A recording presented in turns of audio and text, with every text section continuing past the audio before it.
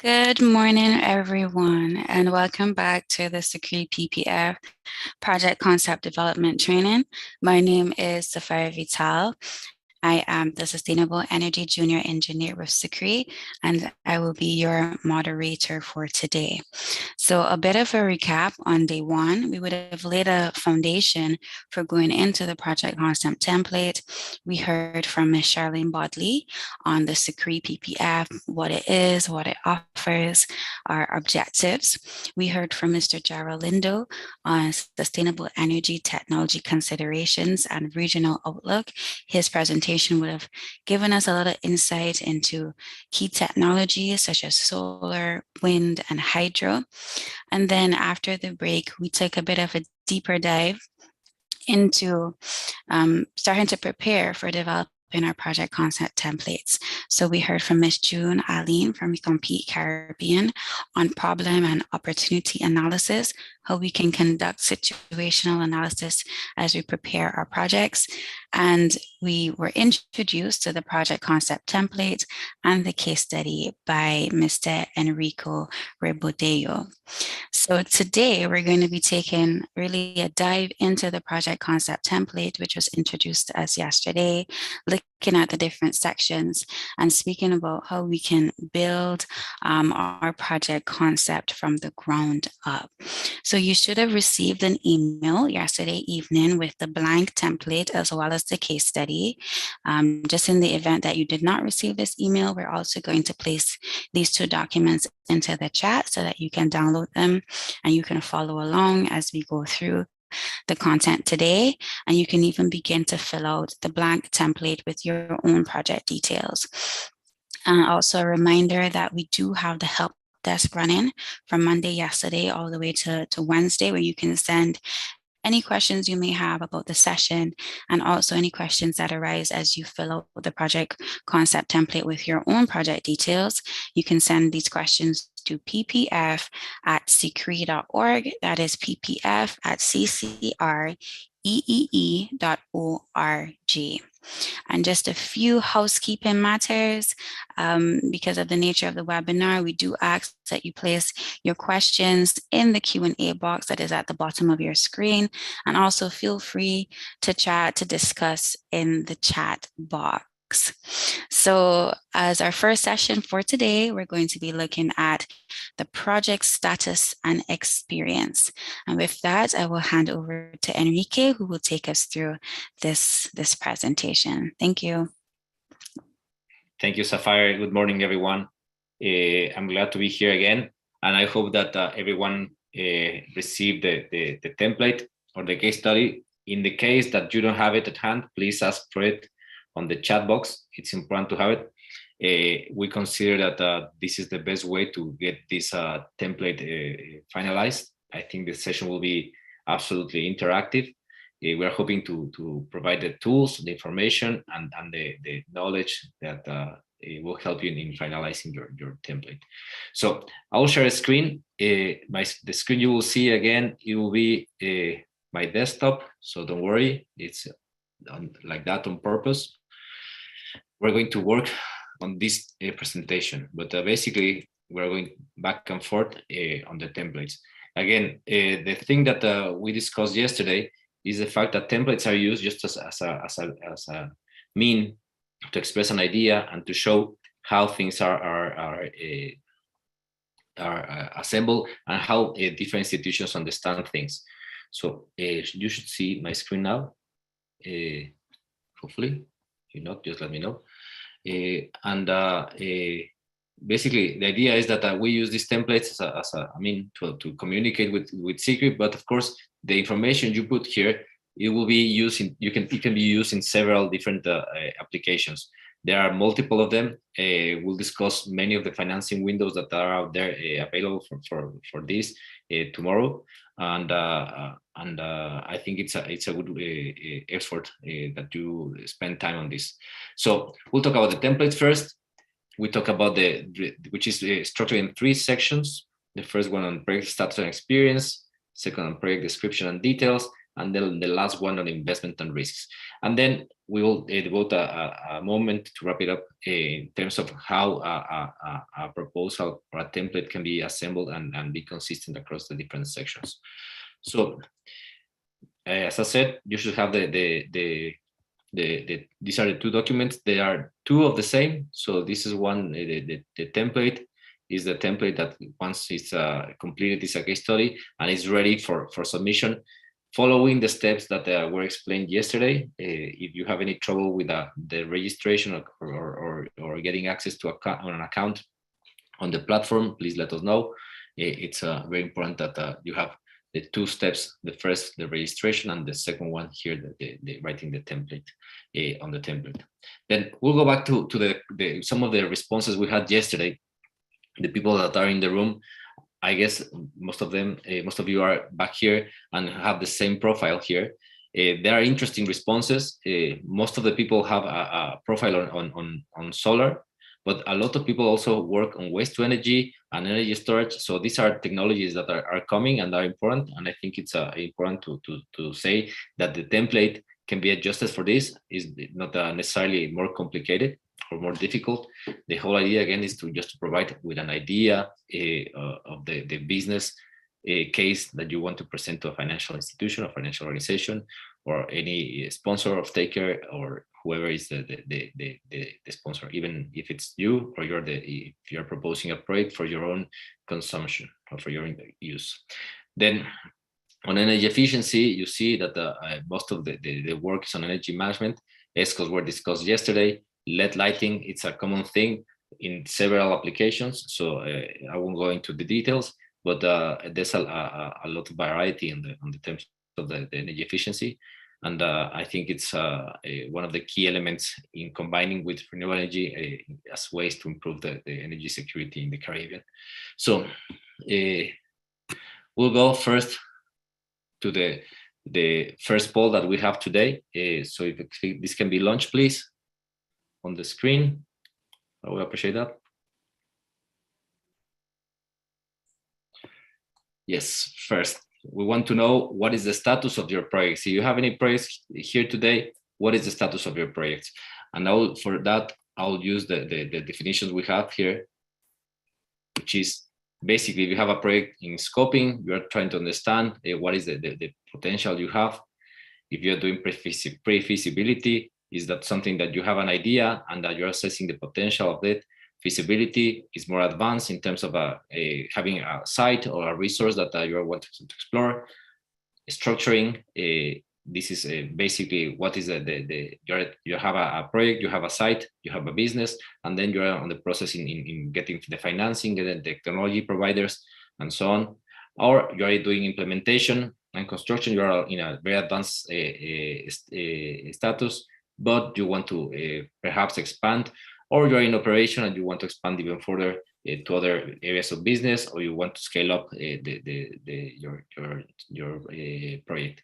So please answer this so we can just see your responses, and you will see that we are in different stages, and people can see that many people in the Caribbean are at the same stages. So I'll give a minute just for you to respond this. I'll check if any questions are out there in the chat poll. I'm not seeing too many questions in the chat, Enrique, but right. It might be useful just to clarify for people, and I can add a little bit here. We have pre-feasibility and we have feasibility, and just in case the line's a little blurry there for people, feasibility is a little bit more advanced, as the name would suggest. It would suggest that you cannot know your site already, you have some firmer decisions on technology, etc. And so you're working out the numbers for something that you're pretty sure about. Pre-feasibility is like you're just doing your rough calculations almost. So, if a project were to be done at some site that you don't know about yet, and you're putting together some conjectural numbers, that's when you're at the pre-feasibility stage. Feasibility, you're a little bit more advanced, you kind of know where you are. So hopefully we can get a lot of answers coming in from the audience. I'm seeing that we have, how many people are in the chat today? I see 77 people. 77, good number. So hopefully we can get 77 responses. Let's see. 68 people attending. We cannot answer this, but so a few seconds more for answering.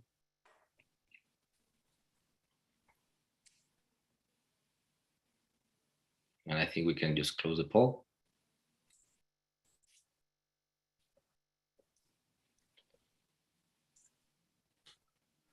Okay, so it looks like most of our respondents are towards the earlier end of things in terms of scoping, and pre-feasibility.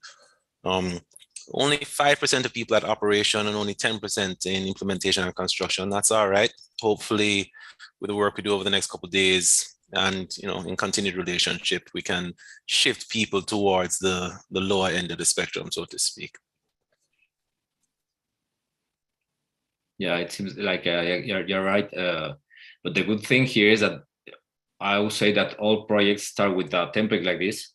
Correct me if I'm wrong, but this is the right way to start, and or the right way to move forward independently from where you are on this status of your project. Anyway, so if we see that the template we have, we'll go to that section. As I said, we won't talk about the project summary because that's the last thing we'll do tomorrow at the end of the project. That's the summary. So we check this. We added on the poll a feasibility section here, but just feel free to to type in whatever you feel is the best option describing your situation today. So the next section is about the experience and the team.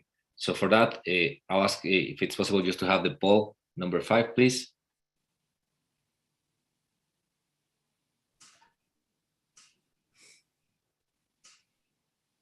This one's fairly straightforward. So unless anybody's not quite sure that they were doing a sustainable energy project, this one should be quick.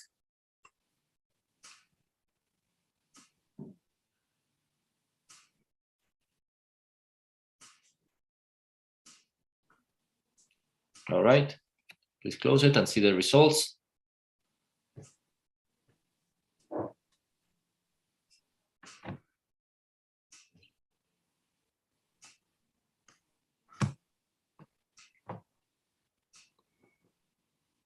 So yes, half of the participants here have some experience on this, so this is fantastic. And I think it's a good way for those that have no experience in this, just in learning and exchanging information and resources. That's very good. But don't be afraid of anything. This is this training is on purpose, considering all these perspectives. Many people work on sustainable energy projects. Many people work in energy companies, but many others work in manufacturing, industry, tourism, and so on. So the idea is that we capture the whole diversity of the people attending to this training. So shall we go to the poll number 6, please?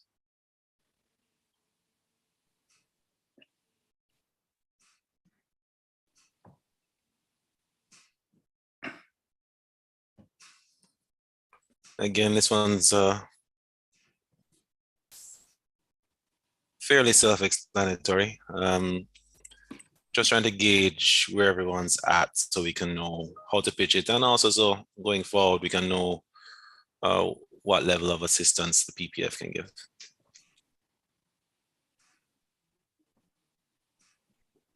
One minute, please, just to answer this.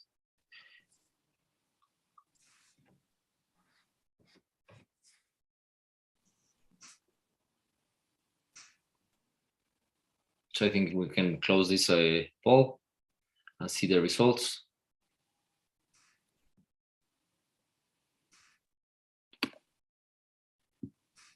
Here are the results. All right, no experience at all. Little experience, some experience, very experienced. Very good. Well, this is very good because I think people at the end of this conversation will change. Correct me if I'm wrong, Gerald, but I would say that people have more experience than what we think of when we work on operational activities of a company or industry or transport or things like that. When we manage resources, we work on energy, of course, in a different way. And we want to change the idea of energy management and energy projects as being very difficult. We want to make it simple.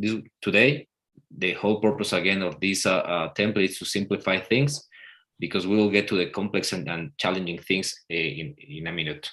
So I'll go back to the template we have, and the template is again.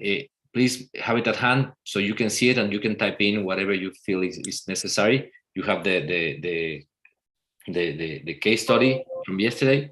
Please ask for it if you don't have it.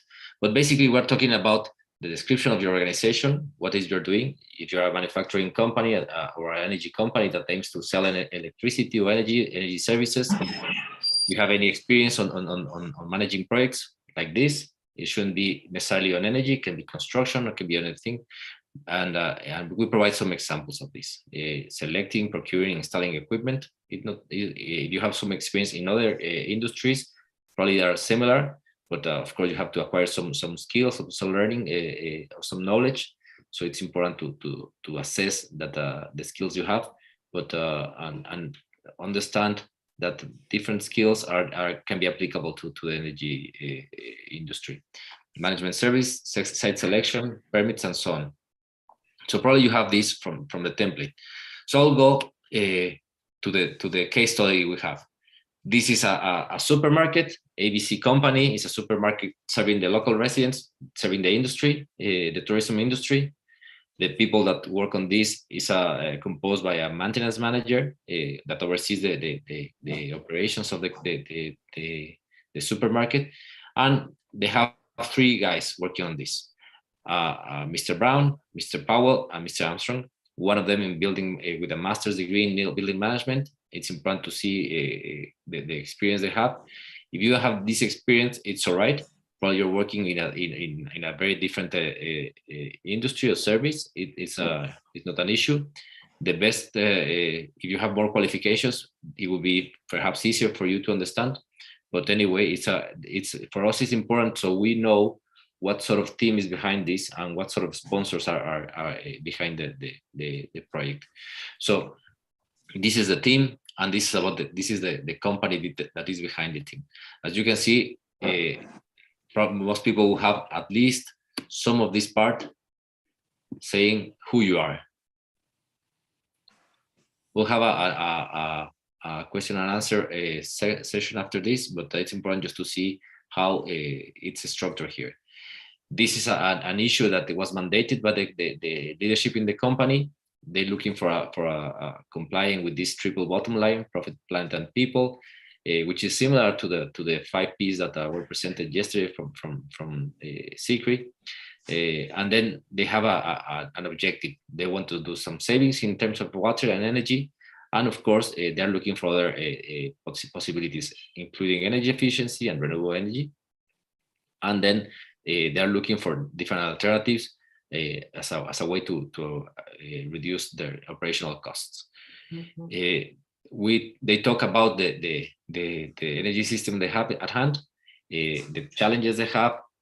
They went through an audit, and part of it was financed by a Blue International Partners as a grant. This is a donor.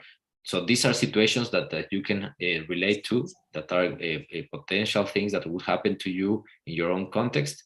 But it's important to say that these things happen in your country, in your context, and these are important facts for us to assess the maturity of your project. At the end, these guys found out that they have a capacity to install 75 kilowatts of solar photovoltaic power, and then they will tell us about the way they want to structure this. So this is the status of they have, and this is where they're coming from and the team they have. I think we'll go to the next section, which is challenges. And here, basically, and you see, this is important. We have a word limitation, so we don't have to go into much detail on this. But what we want to see is how you perceive the challenges you have in front of you at hand, and how you think that you can solve them, and of course what are the potential for solving them. And the last thing is what assistance you want to get from CCREEE.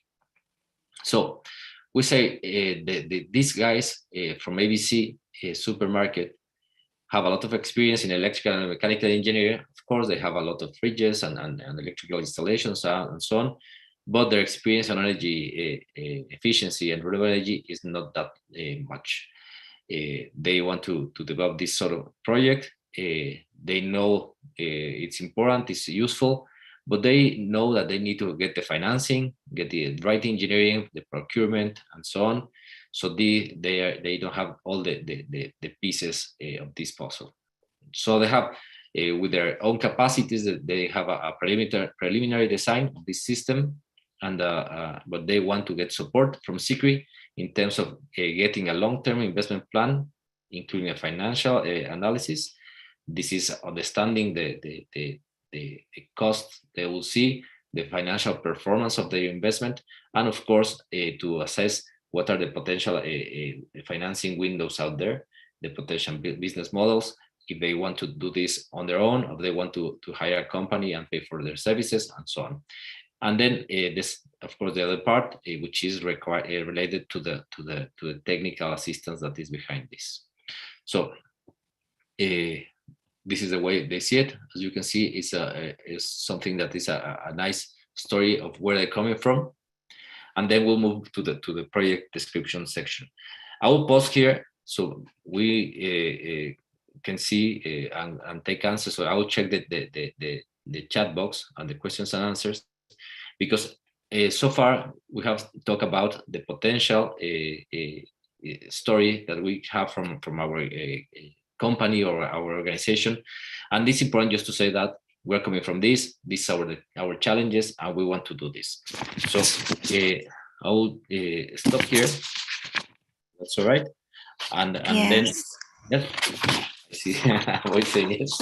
Thank you. Yeah, so and let's transition to the question and answer segment. So if you have any questions, participants, on what has just been presented, please feel free to write it in the Q&A box. I am seeing one question so far in the chat box. So Enrique, someone has asked, what are some of the components of the project plan? What are some of the components plan? All right, let's see. I was trying to see the chat box. The component part. Well, we'll get to the. I'm not sure what they mean with components, but if it's about the equipment, or is it? Yeah, they didn't provide a lot more details. At least I'm not seeing. Components of the project plan. Or maybe they're asking just in terms of the components of the concept template. Well, I'll go through that. Basically, this is the plan. The concept, the template is aimed at providing a snapshot of your ideas. You don't need to have a project plan. You don't need to have a business plan at this stage. What you need is to have this template completed. Basically, I'll go through the template again, just in case that this is a question. But please, for the person that asked that, it will be good just to see if they can elaborate on that. But basically, we're talking about these three sections: the summary of the project, tell us about your experience and the challenges that you perceive, the context that you want to tackle, and of course the partnership, if you have any project details. I'll go into that in a minute, and the investment information. This is, and I will say, if this is the components, we're talking about the components of a technology of a particular investment. That will be different from technology to technology. The purpose of this conversation today is not that. We're not aiming to discuss the components of a specific photovoltaic investments. We're talking about just a simplified approach. On this, we'll talk about components in terms of equipment, in terms of permits, in terms of loans, and so on. and not necessarily on specifics, pieces, instruments, and so on. But for the purposes of having this plan, this is just the structure of the template. If you don't see it right away, please bear with me. We'll try to put it in a way that is practical, and at the end, you will see that your plan or your concept note will be your plan. Of course, you can go into much detail for each section. There's a business plan if you want to have one, or you want to go in details on that, or you want to talk about more about the technology that you are using. There's no need to do that in this template, because what we want here is to have a summary of what you want to do. And of course, given the fact that many of the elements that we see here today are projects that are in scoping on feasibility stages, it's important just to start having a rough idea of what you want to do and put it together. And then once this application is received by CCREEE, you can explore more the details on the different parts that compose this business plan. So yes, and there was, right, so I think you also answered another question that was asked about the long-term investment plan. So that would really come after you engage with the PPF, and it would be project specific. Yes.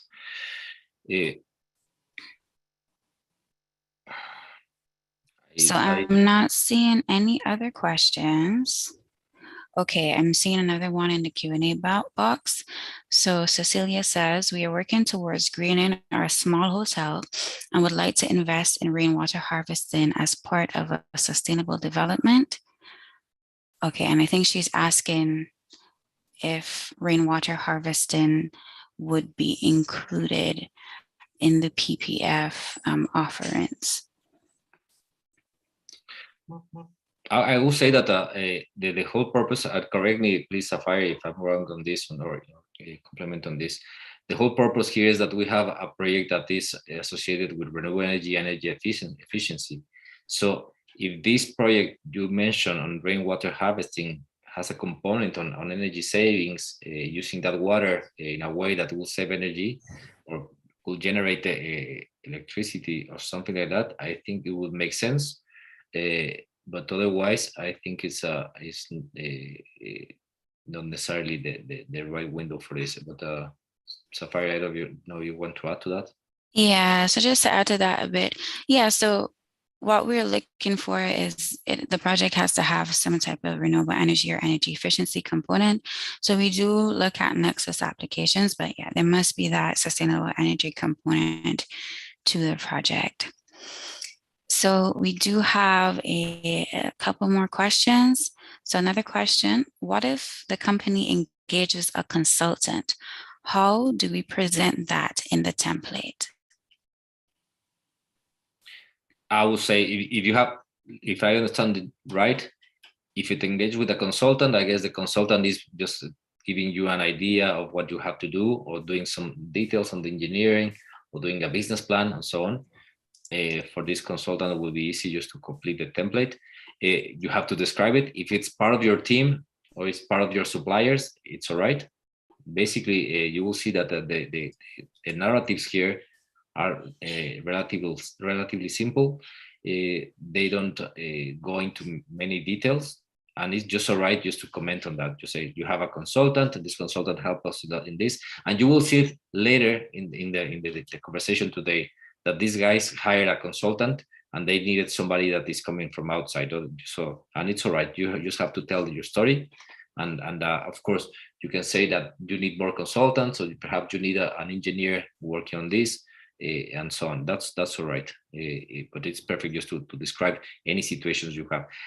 One of the good things of CCREEE, I would say, or the CCREEE PPF, is that it's quite flexible. So at this stage, it's important just to tell your story.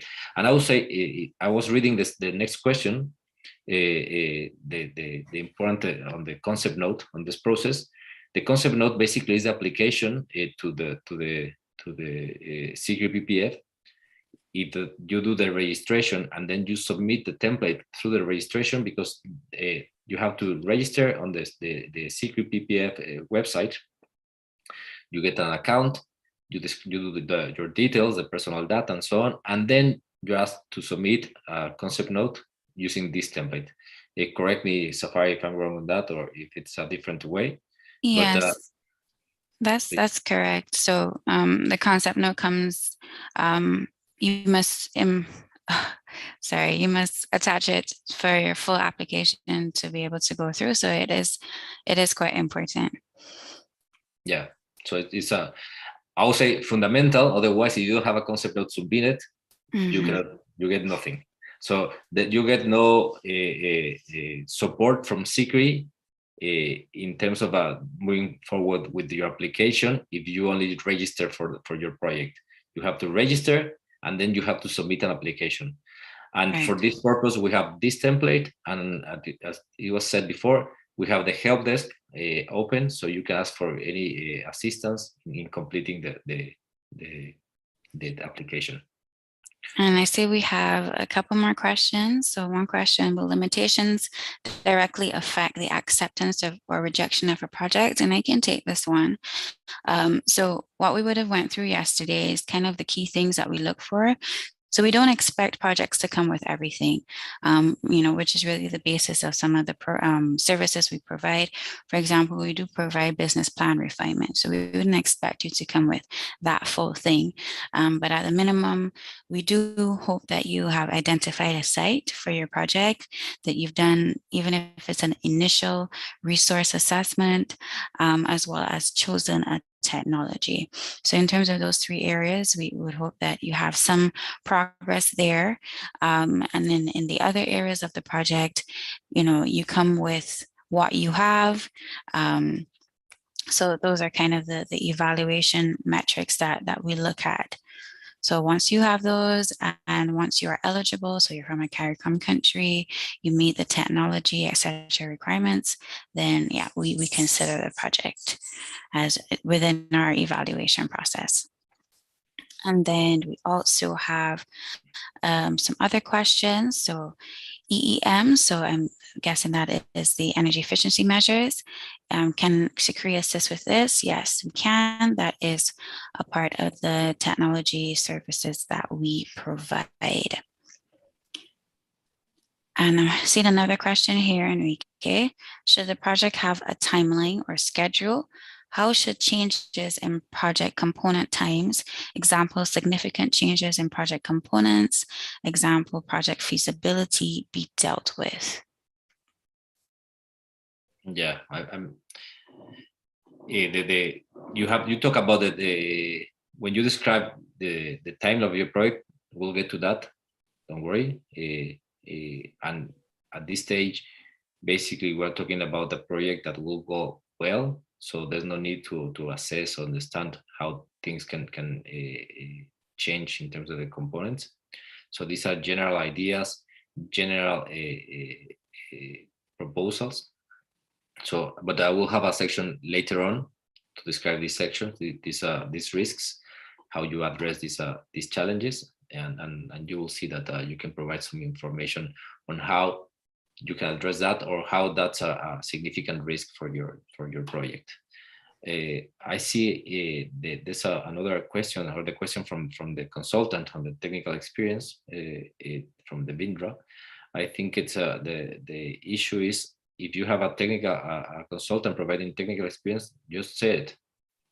We are working with a consultant on this, and this consultant is helping us with this sort of support, and that's it. If it's something that is key, you can describe, if without this consultant, we cannot do anything. Our proposal is to work with this consultant on this and that and the other. And I see one last question. How should the initial resource assessment be done? Any guidelines or standards on this? I can maybe just chime in to begin, and Enrique, you can add. So Gerald would have mentioned in his presentation yesterday the RCEKH, so the CARICOM Energy Knowledge Hub. So on there, you can find a lot of information on different technologies. So you can visit cekh.ccreee.org. I ask that my colleagues can place that in the chat, and there you can find a lot more information about the different resources, and you can start thinking about that initial resource assessment. But Enrique, I'll hand over for you for any more comments on that. Yeah, of course. No, thank you. I think that the knowledge system of CCREEE is fantastic, but of course, the again, for more immediate response or assistance, you have the help desk. You have the email address for that on the chat box. Just ask whatever you think is necessary. If you need any additional resources for specific technologies, standards, or whatever you want to do specifically to any of these technologies that we're discussing today, just mention that, and we'll try to answer as soon as possible. But again, it depends a lot on the technology, the site, and so on. But the whole idea is that you have a good set of documents where you can just mention what you're trying to do, and then we'll help you in finalizing and helping in finding the additional resources that you might need once this is completed. So. Okay, thank you. So we are a bit short on time, so for the Q&A section, but I see there's another question and we can answer that via text. So the question will be answered, but just in the interest of time, we're going to close the question and answer segment for this presentation, and we can move on to the next section where we'll be looking at project description section of the project template. So back to you, Enrique. Excellent. Thank you very much. So we go to project description, and we'll talk about the context. And I think many of the questions are related to this and the specifics on your site or your country. So you will see it on the template. We'll discuss how your project is inserted in the local and national dynamics, if it's contributing to energy security, to energy affordability, working on energy efficiency and renewable energy measures as a way to fighting climate change, for example. Is it an issue that generates jobs? It's an issue that generates a technology transfer. What are the benefits of working on your project? So these are, you see that the guiding questions here, and I will move to the template and to the case study specifically. So you will see how we had that section filled out by these guys from the ABC supermarket.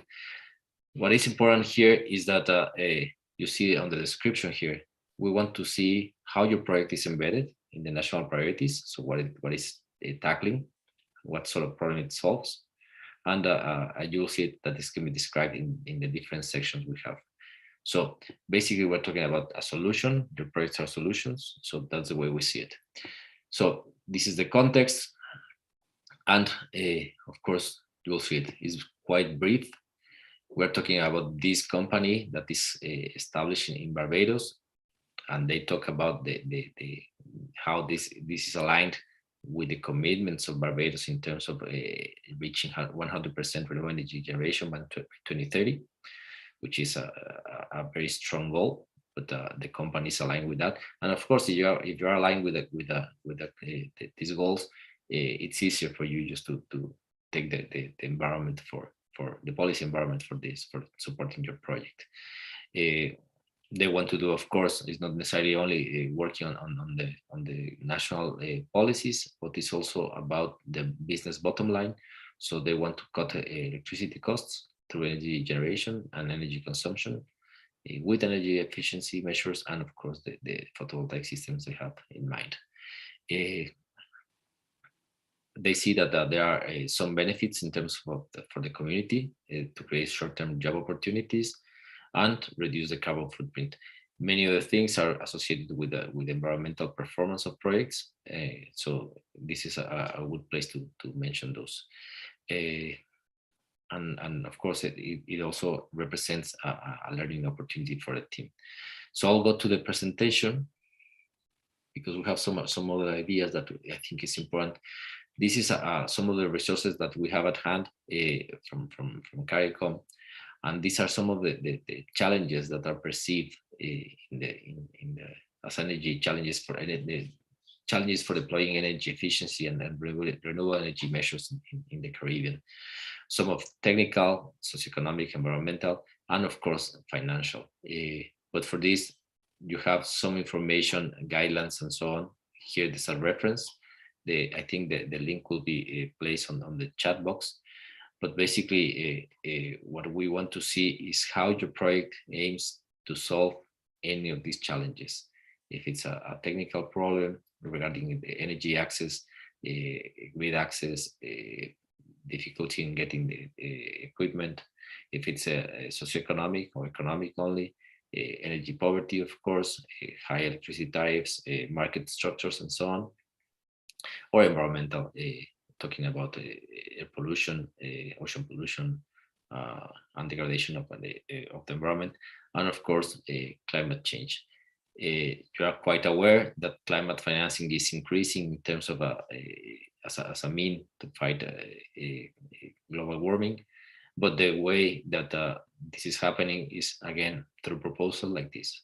So again, if you see and you use this template, you have good chances that the information you have here at hand will be recycled and can be used again for other applications. There are other resources like the energy reports cards, which are based on the CCREEE website for the 15 countries in CARICOM. And I think it is an important resource that you can use as a reference, and it can be just the basis for your analysis and the basis for your context.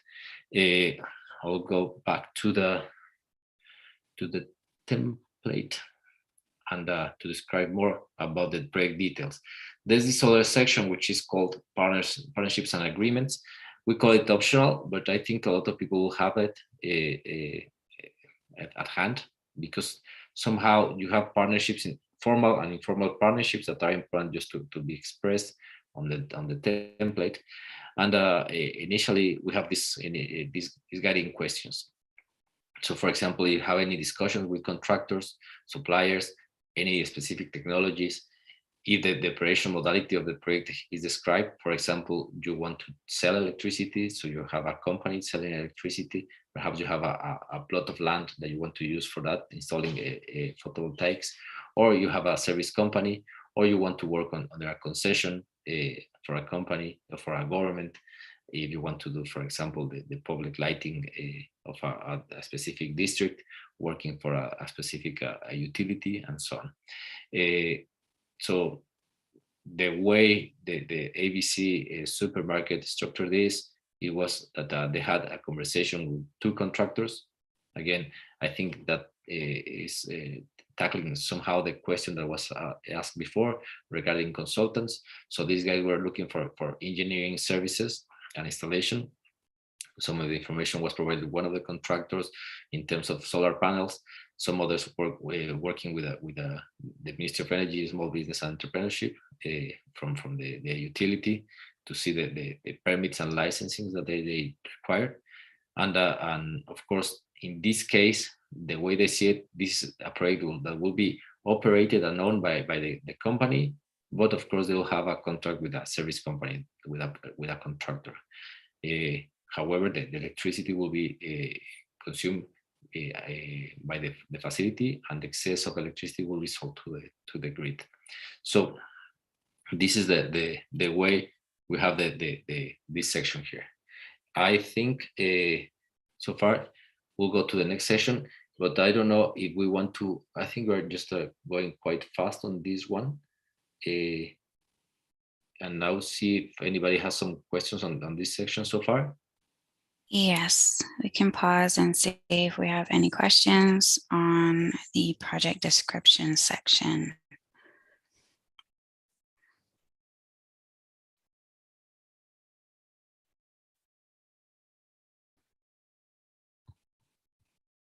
So I see a question from Barry. Does your team consider blended finance proposals? And yes, we do. We do consider those. There was also a poll, Enrique, poll 7. I'm sorry, I jumped up. Yeah, it's a good moment to launch it, please. Yes, we can do the poll.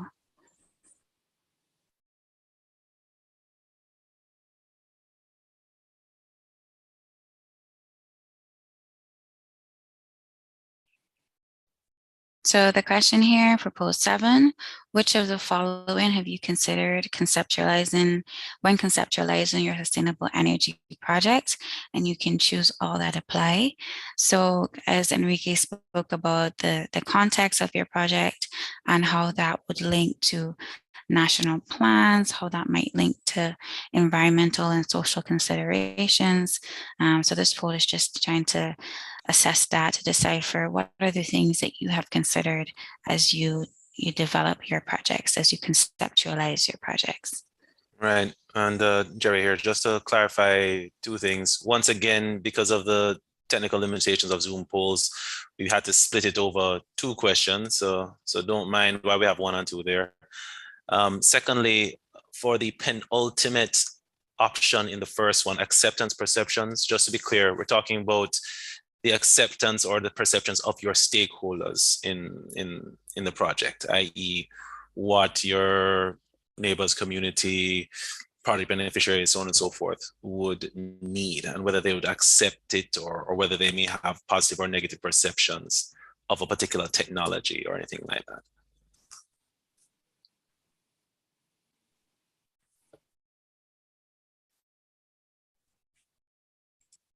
So we'll give it a little while.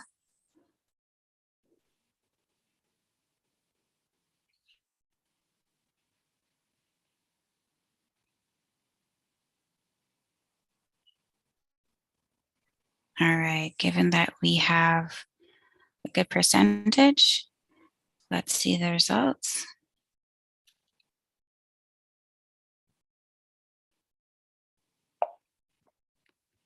Looks like water, land, and air pollution is very high on the list, which is good.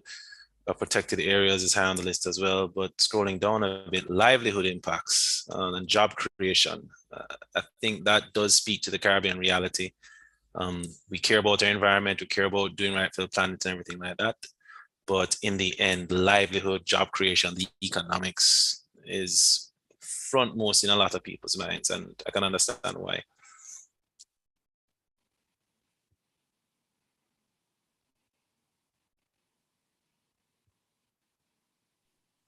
So back to you, Enrique. Yeah, thank you.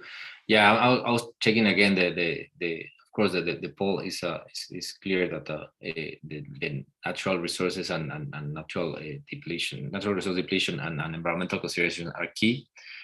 So, and of course, doing renewable energy development considers all these elements. So I think it's important just to mention that as you see that that was discussed in the case study. So, but anyway, I think it's important just to emphasize that sometimes this is overseen, so it's important. So I'll go to the. If you have any other question, I think it's a good moment just to go through them. Yes, I think I'm seeing a question from Stacy. How much research information is adequate to solidify your points in this section? That's a good question. Well, I guess you can see it here. The level of detail is there. If you want to mention how your project contributes to the country energy policy, energy goals, climate goals, and so on, I think it's important. But if you have it at hand, you just can mention that. It's not necessarily the case that you have to go into much detail. You will see that we'll go next to an additional section that where we can provide more information of the project in terms of the metrics of the project, I would say. But at this stage, I think it's basically what we want to see and hear is a good story to see how you are assembling different efforts, different resources together to have a proposal that can be presented to a financial institution or to a government or to any supporting entity that is looking to work on this. Thanks, Enrique. So I am not seeing any other questions. I do see a comment about the slides. Yes, the slides and the recordings will be made available to everybody at the end of the training. So if you missed anything, don't worry, you'll be able to go through that.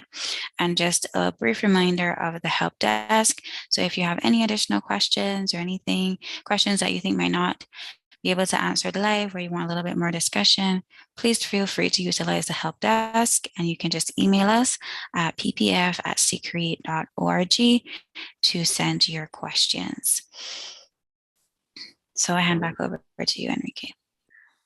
Thank you, Sapphire. So if no further questions are there, we have a schedule a virtual coffee break, I think, after this, but if that's all right, we can just continue. If that's an option.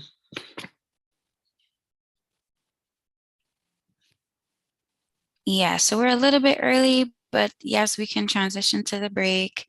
So we can have a 10-minute break, and then we can come back to go through the other sections of the template.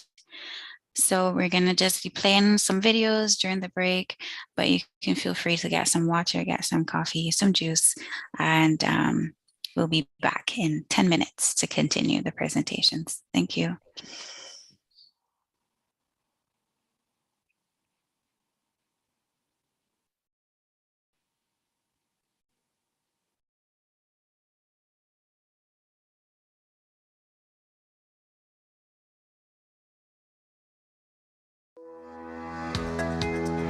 Are you searching for current and reliable information on sustainable energy in the Caribbean?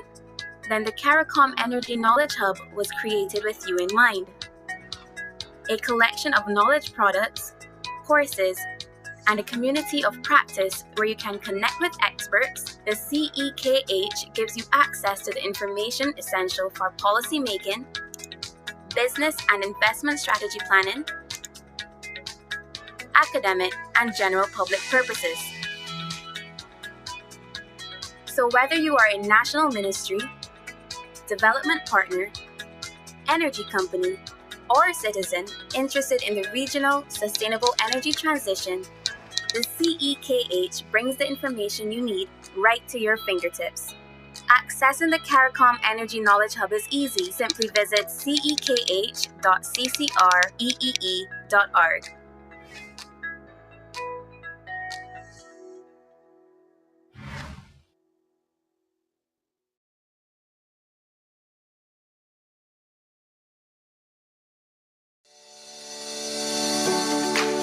Burning fossil fuels for energy production and transportation has released greenhouse gases that have raised global temperatures, disturbed our climate, and damaged our environment. Despite generating and consuming far less energy than larger, more developed nations, the Caribbean region faces a growing set of hazards like rising sea levels and more intense storm and hurricane seasons, which threaten both lives and livelihoods. In response to this crisis and through the Paris Agreement, regional governments have committed to nationally determined contributions and the Sustainable Development Goals, or NDCs and SDGs, establishing commitments to reducing their reliance on fossil fuels and turning to more efficient, sustainable forms of energy production, such as wind, solar, or ocean technologies. CCREEE is committed to helping governments, stakeholders, and citizens meet their pledges to do their part by providing expert guidance, technical assistance, project development support, and other resources so that we can reduce greenhouse gas emissions, adapt to new threats, and meet increasing energy demands in innovative ways. For more information on how sustainable energy can bolster climate resilience, visit www.ccreee.org.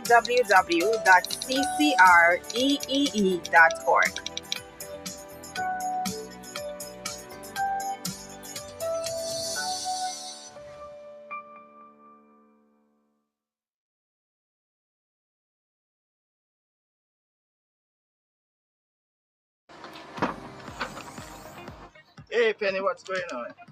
Is that an electric vehicle? Yeah, man. I always wondered about those. Yeah, man. Sweet. Can you show me how it works? Sure. I'm just going to do a little charge now, because I'm just going to top it up a bit. Right into your house? You Yep. can charge it right here? Yep. So I can just open the latch, put the cable. It just open. Right. So this one is a fast charger, which is direct current. And this will charge it maybe in half an hour. This is your AC power from your household or from a public charger, and that will take a little longer to charge. And this one is the one I'm going to be using. Okay. And this one takes how long compared to the half Well, hour? it depends. Depends on what type of charging infrastructure you're plugging it in. So if I have 20% to be charged to just top it up, could take 8 hours. Yeah. So when I'm getting So like while you're sleeping? Yeah, exactly. So here in a Barbadian context, you had to adapt for that voltage? No, they just take the power from the panel and the electrician just put this 220 plug here. So just plug it in here, turn on my little panel switch, and I'm good to go. And I go to bed in the morning, it's finished, take the card off, put it inside, and I'm good to go. Okay. And you can disengage. And then I disengage, and that's it. Yeah, so at the office we have a more advanced charger. For this particular charger, you have to have your own cable. Cables will come with the car, so you may have different cables for different cars.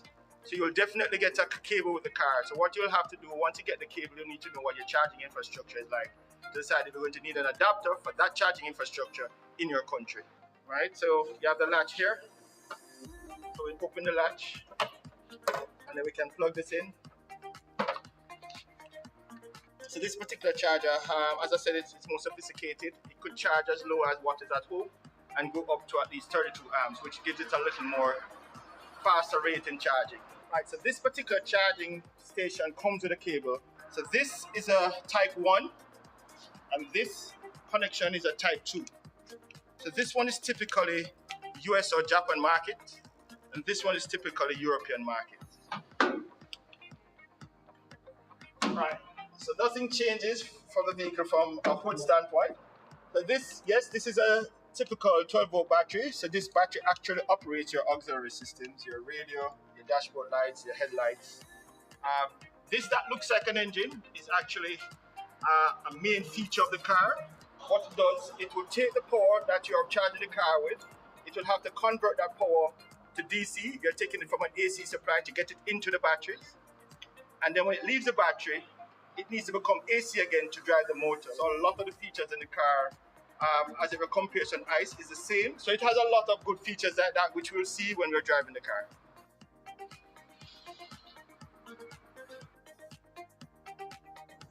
Penny and I just had a conversation about the Nissan Leaf. Can you tell me how it compares to a regular internal combustion engine car in terms of efficiency and other technical aspects? Yeah, one thing about the electric, for the Leaf, it's like a normal car, but definitely more efficient. Internal combustion engine giving you about 25%. Electric vehicle, 70%. So acceleration is also better? Oh, fearless. Nice. Love it.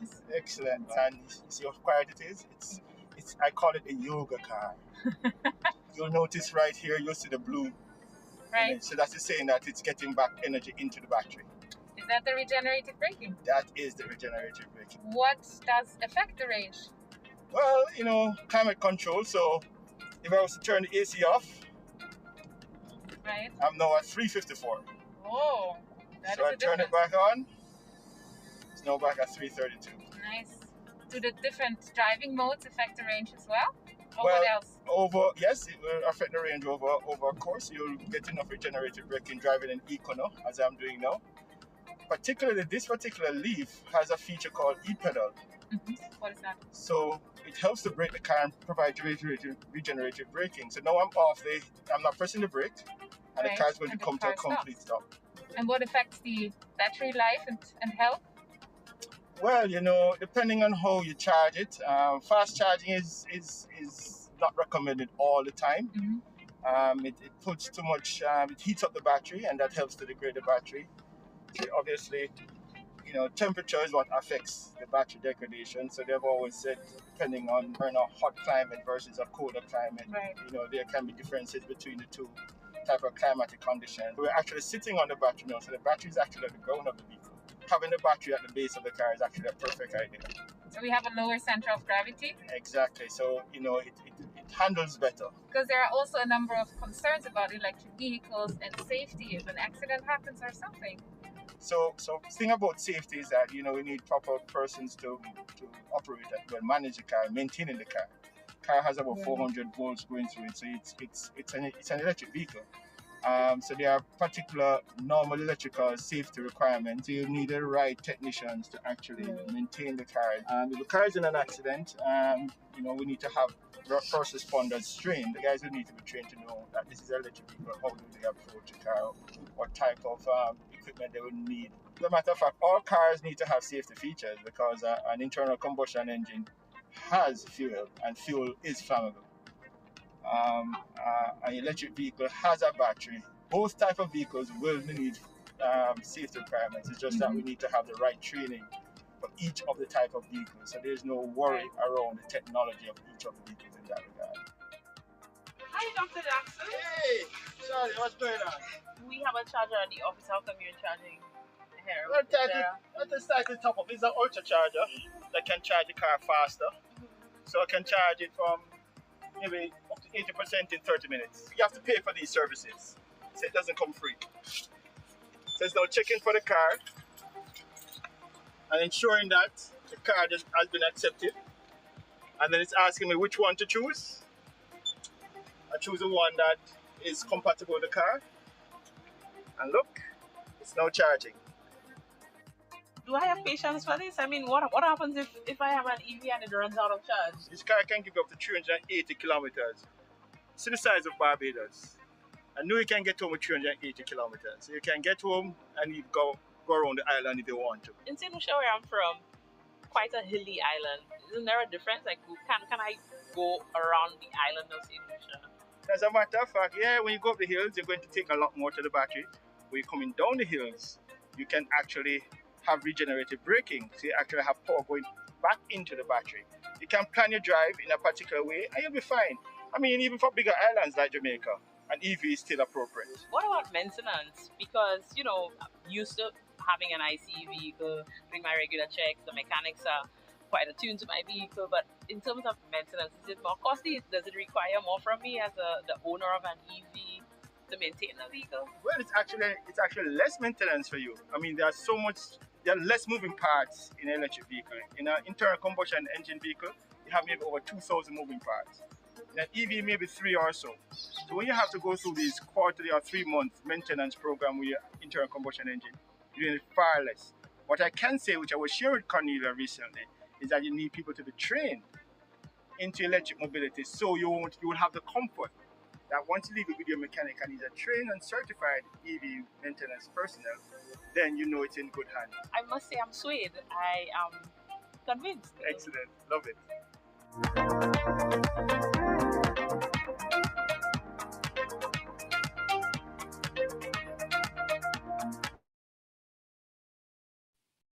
Hi, everyone. Welcome back. I hope you enjoyed those videos as we took a bit of a break. So now we're going to jump right back in to the project concept template, looking at the project details section. So I'll hand off to Enrique. And also I forgot to introduce that Mr. Gerald Lindu is also supporting as we go through the polls. He's contributing there. So back to you, Enrique. Thank you very much. I think now I want to have a car. I have an electric scooter, so I think I will need to upgrade to this. It was a good way to go into sustainability. Good. We work on project details, and at this stage is basically where you are going to talk about the technology that you have, the site, the information that of the service or the market that you want to serve, and but again, it's a brief description of the project. Here we have the word components. So next we're talking about the components of the different parts that are that constitute your business idea or your investment idea, not necessarily the technical or technological pieces that are behind the concept of the technology or the technical details. So it's not important to go into many details at this stage. So we talk about the preliminary information on the proposal. If it's, for example, a solar photovoltaic system, we're talking about the capacity on the nameplate, which is the location for the site. If it's an energy efficiency issue, working on street lighting, for example, you have an idea of the number of lamps that you want to replace, and so on. So I think it should be quite straightforward in terms of the resources you have at hand. And of course, the DropTech framework was discussed before. So you have to talk about the site specific, the resource, the permitting, the technology, the cost, the construction, and so on. So this is the way the place to put it. We have a poll for this purpose. So if this can be launched, please.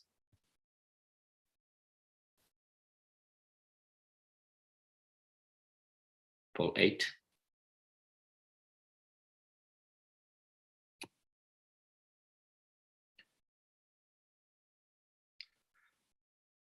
So yeah, we can hear you.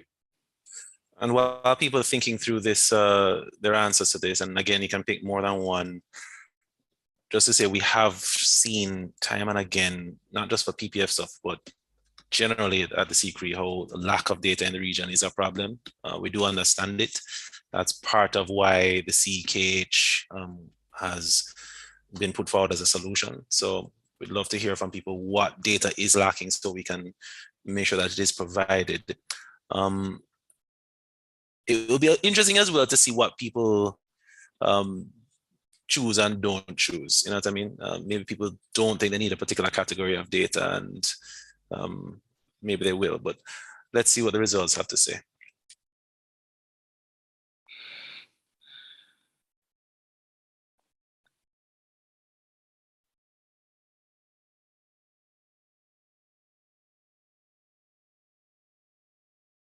You have more answers on this. If you have to say something that is not here in the multiple choice options, please put it on the chat box.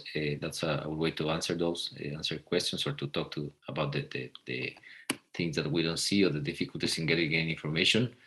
But for example, the technology suppliers, for example, I think that's an option.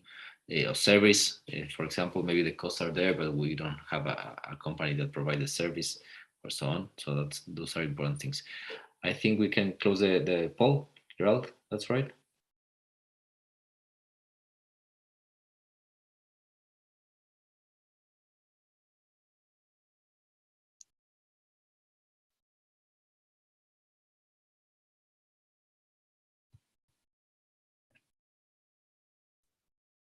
Gerald, I think you're muted. I was indeed. Financing options looking like it's at the top of the list. People are trying to, I guess the big question is, where's the money? Environmental data and information, interesting to seeing that as a big one as well. Technology costs, regulations, permits, and siting. Looks like social data and information is the last on most people's lists, followed by technology specifications. That's interesting. I guess technology specifications are readily available because the sellers of the technology want to make that available. But I do wonder, let me put it this way. People do not see social data and information as being difficult to obtain. I'm wondering if that's because it's really very easy to obtain, everybody has it, or if it's that people don't think that social data and information is important to the work they need to do. It'd be interesting to get some clarification or comment on that from the attendees through the chat, if anything. But interesting results overall. No, of course, and clearly the financing options is the top priority for people in terms of getting the information. But I would say that once you have more information about technology costs, specifications, about the regulation, of course, and the opportunities, permits, and incentives, perhaps you can have a different perspective on this. Because as you move forward with your application, you see that you have different potential for knocking different doors for financing. Mm-hmm. So yeah, very interesting results indeed. So we'll go to the details of the template. So basically, you have it here on the presentation. We have a project objective, project description, metrics, where is the site, key activities performed already, and then the technology providers, permits and licensing. We talk about the team composition, but basically we want to say who's behind this here in terms of the capacities of the project proponents, the duration of the project, and of course, if there are any gender balance things that we should consider. So we'll go to the case study. This is the way it was described. I won't repeat the questions and the introduction on how this is filled out, but again, it's you see for each section we have up to 300 words, so we don't need many details on the specifics. So again, the project objective is to reduce the cost of the company by lowering energy costs using renewable energy. Very simple, very straightforward. Then the description is of the activities they want to do is the design, engineering, procurement, and installation of this solar photovoltaic system in this supermarket. So they're talking about the specific site, and they have a contractor to handle the installation and long-term servicing. So you see that you can count on consultants or suppliers or contractors for doing this. In terms of metrics, again, the metrics are quite simple. Installing a roof-mounted, grid-connected 75 kilowatt solar photovoltaic system. Where is the site? It's site in Warren's Commercial Center in St. Michael, Barbados. What has been done in the past?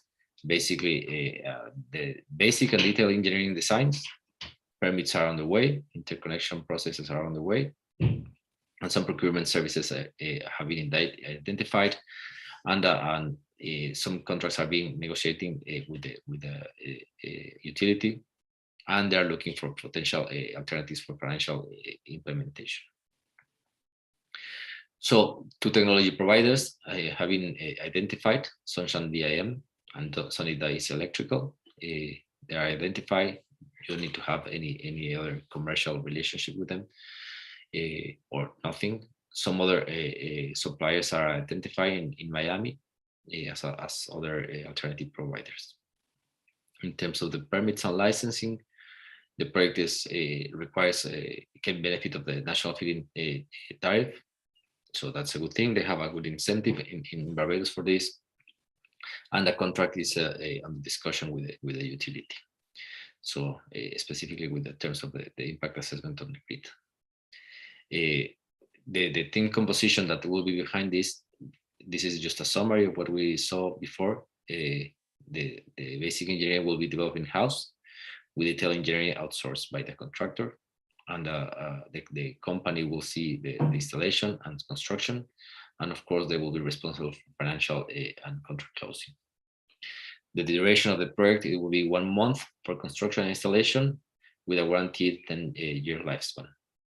And of course, if this is at hand, it's very important to show that the project can provide some benefits in terms of improving the gender balance situation.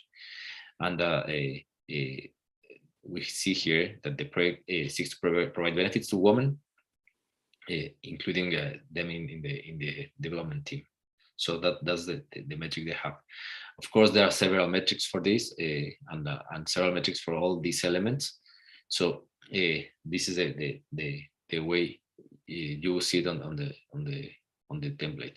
So, and then we'll go next to the investor information. So at this stage, you will see that everything is about the technology, the service that you will provide, the aim of the project in terms of the objective, the activities that have been conducted or are expected to be conducted in the short term, the technology, and just basics about the implementation timeline. I think it was some of the questions that were asked before required more details on this. You see that the level of detail in terms of the duration of the project or the flexibility of the details that you provide in this template are quite basic in terms of just having an idea of what you're aiming to do. I think I'll go to the presentation, but this is basically what we have here. and the poll showed some of the problems that people have, but basically it's a lot on the next section, which is about the financing. Metrics are relatively simple. I think many people have them at hand, and but again, the template is quite useful and quite simple in terms of just putting your idea together. I think this is for this session, also this section at least. So I think we can just go to the chat box and see if there are any questions so far. Please, Sapphire. Yes, yes. I do see a couple comments, I think from the poll. So Angela said, I think that most persons are not as focused on issues like social issues, gender, etc., when thinking of a technical RE project.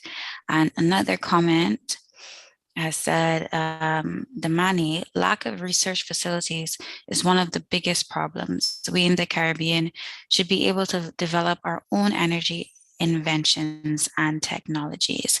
So just a couple comments from the audience so far. Let me respond to, I think, that first one about people not necessarily being focused on social issues. And it's interesting because someone had asked a question, and let me scroll to see who it was.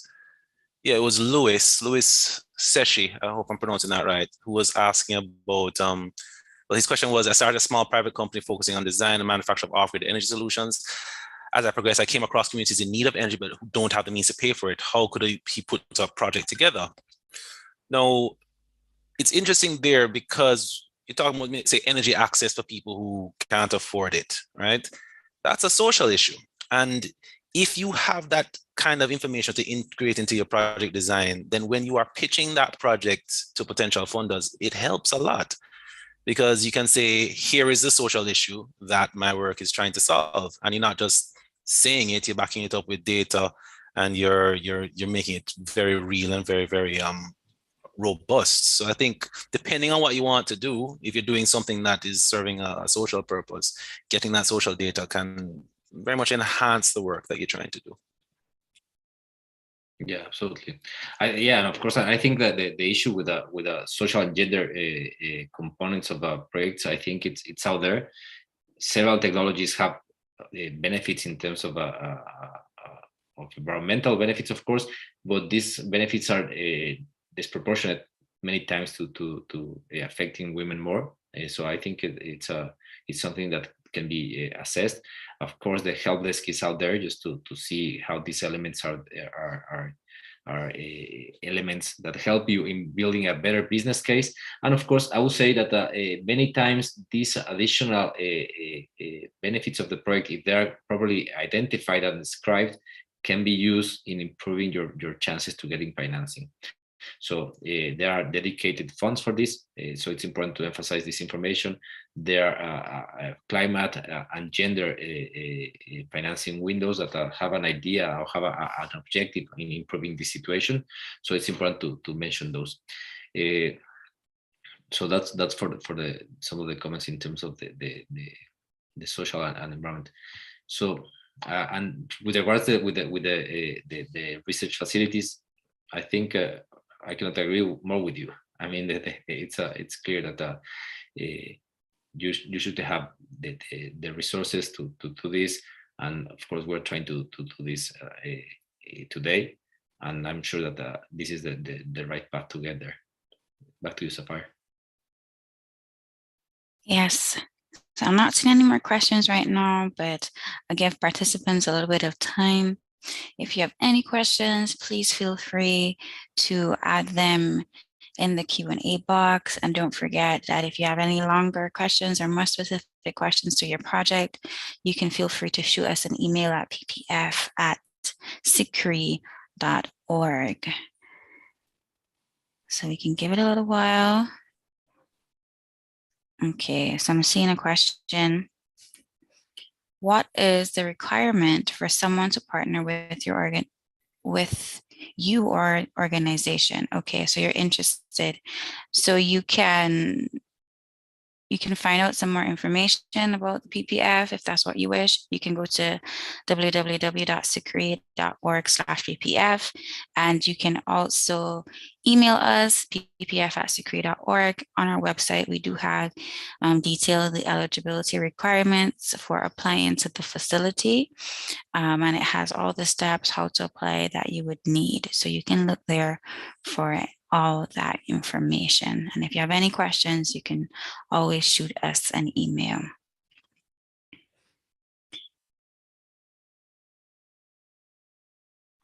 Another question, what is the financing limit per project proposal? So there is not a limit per se. There is a lower range in terms of investment required, which is 250,000 US dollars. So that's the bottom tier. So that's the only limitation that we have in terms of applications into the facility.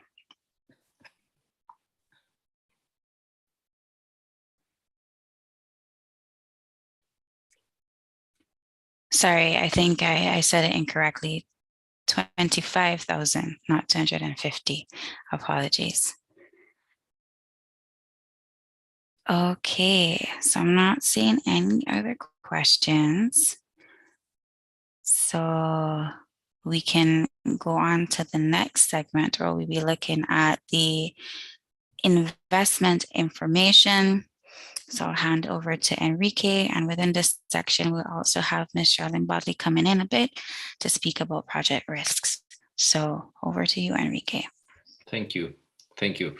Well, this is perhaps one of the areas where people find a lot of challenges in terms of structuring a proposal, the financial performance assessment, finding the right financing options, assessing the cost of capital, understanding equity and loans and credit, accessing loans in local currency, and many challenges.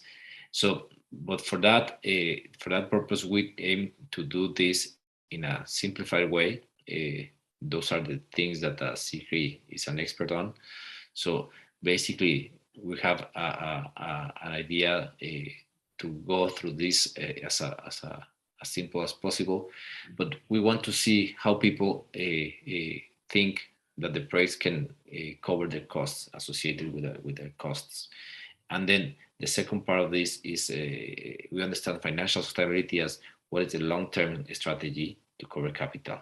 So basically, we're thinking that a project should be able to cover the cost for operation, or should have at least an idea of where the money can come from in terms of transfers, government transfers, grants, and so on. So this is important. So probably you don't have everything covered at hand, or today, but it's important to see what is the long-term sustainability in terms of the financing associated with this. Probably it's your money, probably it's a loan, probably it's a grant. So it's important to have that at hand. So for that, we have a table that is contained also in the template. So you see here, if your project generates money by selling services or energy, so these are multiple choice options you have here. So you can say that your project generates money by selling electricity to the grid. If your project, that will be a situation where the installation is installed in your own facility, for example, the supermarket we have been talking about. But also, perhaps you have a project that is aimed at selling the electricity only to the utility. Office is aimed at generating money by displacing electricity from other sources. So that's another option. So you can just check as many boxes as you want. And if your project is about energy efficiency, or it's about only on-site renewable energy generation, and others, of course. So basically, what we want to see is what are the potential sources of revenue, or where the income comes from. So this is just a first assessment we have for this section. Then we go to the template, and we have these instructions on how this can be filled out. We have a table So where you can just describe the expected cost of your project, the technology. So this is another part that is important as it relates to maintenance and operational costs. And what we want to have initial is the initial cost to launch your business. Of course, in this template, you don't have the information. That's right. We have we have more resources for this, but let me go to the table. So you see the table here. It's quite simple. We talk about equipment. You don't have to talk about all the details, but the most important thing here is that you talk about the specific costs associated with the equipment. If, for example, this is a photovoltaic system, you talk about all the elements that are part of that system. You can describe them here, but basically we're talking about a number here. You have an idea of the maintenance cost that is associated with this, labor, the detail engineering, so and so on. You can see them on the tables here.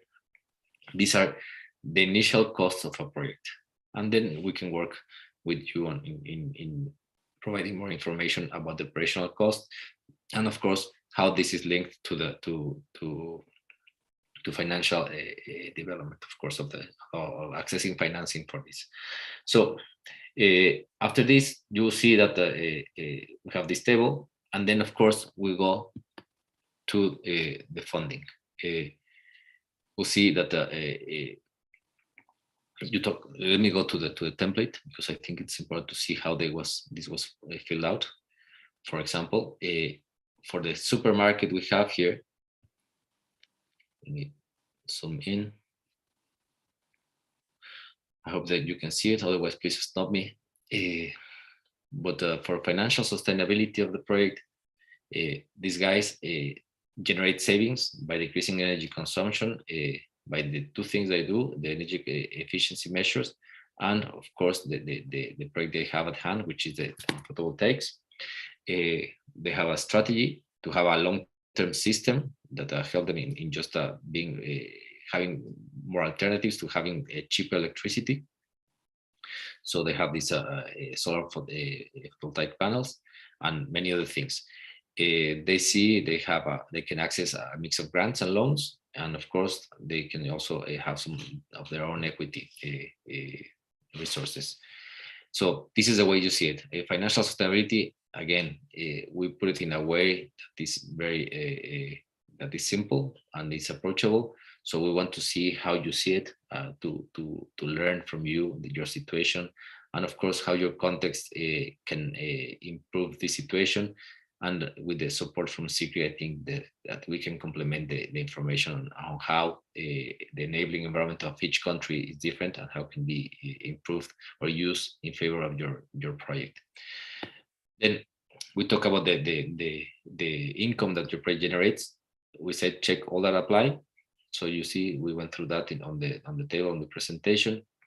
In the case of these guys, the project generates money by selling electricity, the electricity they don't use. It displaces electricity consumption from the grid by having their own capacity, and they have also energy efficiency measures. So when we go to investment breakdown, you see the level of detail here. They have a round number, $188,000 US for equipment. At this stage, as this is initial cost, they don't see a cost for maintenance, although it has to be described later once we move forward with this application. The labor that is required for installing this, the cost of engineering, they don't have any cost associated with land leases or acquisition because they expect to have this installed in the rooftop. $2,000 for inspection, permits, and interconnection, some management fees, and they see that they will need to have some loans and financing initially just to have a down payment for the system. So, and taxes. Of course, this is just a case study, so I think these numbers vary, and then they have this figure. So this is $250,000. So for this, we know that the different technologies have different costs, and we're aware that the costs in the Caribbean are different than the costs that we see in other markets.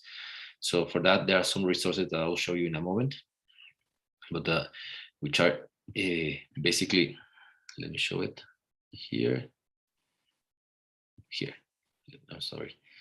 So for example, we know that they were asking for an investment breakdown of the technology. We have these references that you can see here. The links are provided in the presentation.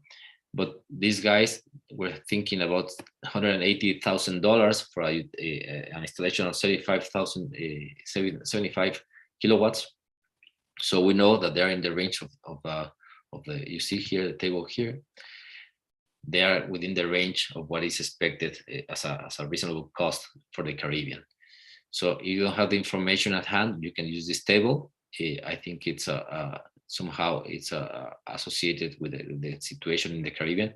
This is specific to the Caribbean, so it's not necessarily that you have to go through the details of the cost for technology in the US or any other countries. So and somehow it represents the payback periods that are expected in this region. So I think with that you can go to the next section, which is potential funding. So basically you have to describe what sort of investors you have at hand. You have any commercial financing available, or you have explored any of commercial financing, private financing. Basically this is a private equity and others, and of course you want to say you want to have a number. Let me put it on the screen. You have 130,000 US dollars. So, and you are still looking for information on commercial financing and other sources. So far you have $130,000, and you're aiming to get to 250. So basically you have a half of it, and then you have to see how you can complete the resources that you need for implementation. So then we talk about the risks. That's the next session. Basically, and I'll take it from here because it's the same on the presentation. And but I think we have a poll for this, so that will help us in identifying the perceived risks that you see from the audience. Please, can you launch the poll on risk, please?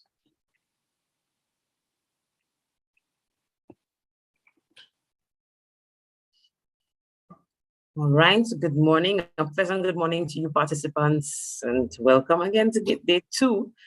And as we move on into this section on risk, you would see on screen the question, which do you think is the most critical risk that could affect your sustainable energy project, be it renewable energy or energy efficiency projects? Natural hazards, regulatory framework, a lack of policies, monopolies within the Caribbean context, red tape and bureaucracy, economic factors, be it financial and market access, and technology factors, a lack of suppliers and knowledge. So go ahead and cast your vote.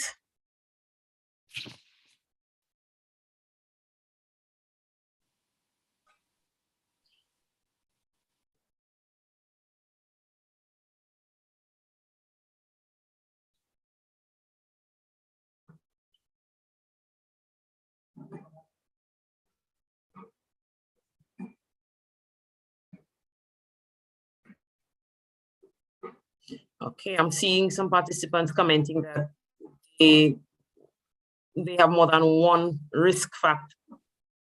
That is true, and sometimes they weigh equally as heavy.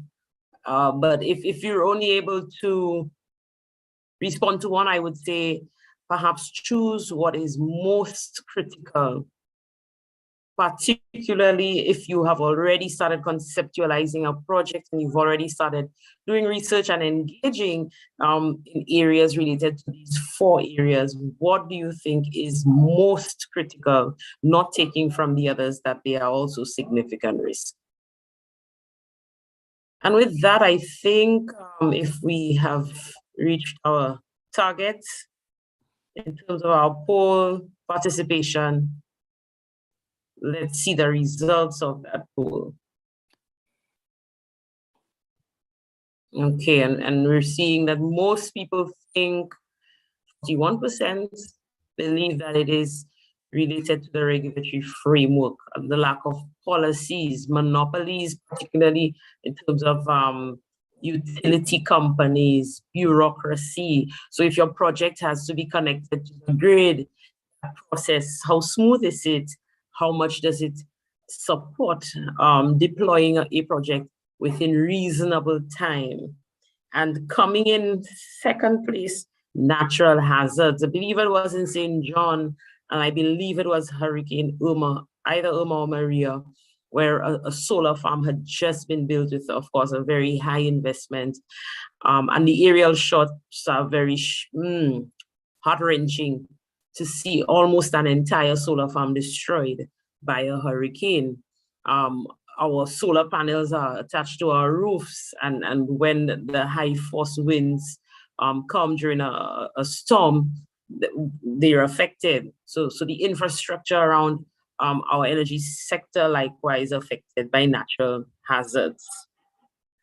And then, of course, economic factors, access to financing, access to the market, even access to technology would have a play in the economic factors, because remember, in the Caribbean, we do not manufacture some of these technologies.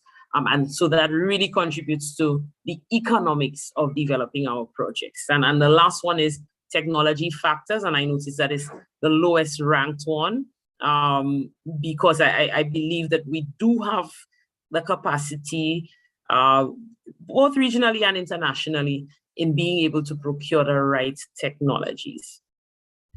So with that, Enrique, any further comments? No, I think the point is very interesting, because the technology was one of the elements that people have difficulties in finding. That was one of the responses from previous polls, and of course the financing. But here the risk, the technological risk, seems to be the one of the lowest, and the financial one is again on par with the other results from the poll. So no, of course, very enlightening. So. No, nothing else to add. If that's all right, Charlene will go to the template. Excellent. So we have if you go to the template, usually when you talk about project risk management, perhaps you have to have a very thorough strategy and somehow understanding the economic or financial impact of a risk. But basically, we have a simplified table here that includes the different risks that we face, the impact, and of course, as this is a simplified version of it, we have to think about the potential for these things to happen. So somehow we want to include the most prominent risks and that with the likelihood of happening, and then identifying what is the risk, characterizing. But you see the level of of detail here is quite generic. But the important thing is that we have a risk mitigation measure for each of these elements. Charlene just mentioned that if we have high winds or heavy winds for many parts of the Caribbean, securing panels it's an issue, but it's not a trivial one. So we have to think about the natural resources, natural risk, technology risk, and of course, one of the results that we see from the poll is that regulatory environments are still an element that has to be considered, and of course, this has to be included as a mean to improve the business case. All these elements, if you present this table or this table with more details, are very well taken by financiers, because they see that somehow the strategy to the risk, the business opportunity or the investment here. So this is the way that this supermarket fill out this section. They identify they expect strong wind, so they have this risk mitigation is a natural risk with high impact. And but this is the way they see that they can just make sure that the investment will be safe by securing panels with hurricane-proof holding systems. Then the technology, the quantity, the service, the quality, and so on is not available. So they see, and it was described before, that they are looking for multiple contractors. Grid connection difficulties. So they see that as they are still in discussion with the utility on having a contract for buying electricity, excess electricity. So they are looking for a mechanism that is somehow regulatory and technological. And the last one is the difficulties in reaching financial close. The impact is quite high. So they're looking for different alternatives for getting this financing. So with that, you will see this is the last section of the case study, and as you can see, the level of detail for the part for investment is something that you can get from the different resources that we have at hand. We have these elements here. We have here this document, but we also have the energy cards that are available from CCREEE, and of course the documents that can be provided by the help desk. So with that, I think this is all I have for today. I think we can just jump to the questions and answers. If there are any. We have an additional bit on risk, Enrique. So I will just come in with that now, if you don't mind. Please. All right. Let me just remind, though, that even as you develop your project concept, again, we're not expecting that all details are ironed out, but I think going into or making that decision to develop a project, be it renewable energy or energy efficiency. We've heard Enrique, who has mentioned some specific risks. He's shown the risks that have been listed in the case example or the case study. But in general, I think it'll be good for participants to leave with a deeper understanding of some of the risks that are available or that are entailed in sustainable energy project development. And you would have participated in a poll. So the risk categories, I believe, are very clear, ranging from political to legal and regulatory framework, with technical, environmental, social also considered. And yesterday we heard about this project framework, which is SHROPTIC. That was an acronym representing sites, site, resource, your technology, team, capital, etc. And I felt it necessary, in keeping with that, having presented these fundamental components of project development for sustainable energy projects, I felt it necessary to just mention a few risks that are associated, so that as you develop these concepts and you think about doing a project, that you can already think about a risk, because the important thing is mitigating the risk, but you cannot mitigate the risk if you have not adequately identified the risk. And so to cite, and I'm mentioning some of these because even with the applications that we've received so far, one of the difficulties is that applicants are not sure of the site, but the site is so critical in determining a lot of other things, like your offtake. So you want to put on a solar farm, but you're not sure of the site, or you don't have access to the site, but you still want to continue developing the project. Is it worthwhile at that point? Because the site, you needed to have the site down to determine your offtake, permitting, your environmental social impact assessments would have to be based on the site. So I think that is, for me, block number one. And in the region, we also have that issue on a more macro level, on a national level, of competing uses of land. And so even in terms of national projects, we have cases where governments have tried to acquire land, but because of that competing interest for the use of land, our economy is dependent very largely on the services industry, in particular tourism. And so even ownership models, so will that land be leased, or will you be the owner of the land? And if the land is leased, what are the legal implications of that, or the legal points and details?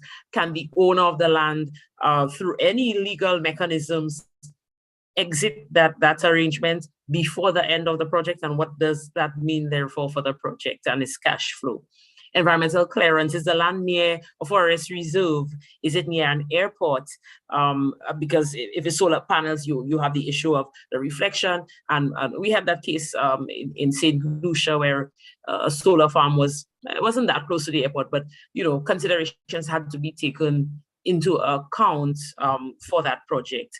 And the famous "not in my backyard." So again, social aspects. If you acquire a piece of land and you want to put a solar farm, and let's not talk about a wind farm with community members complaining both about the noise and the aesthetics of some of these projects.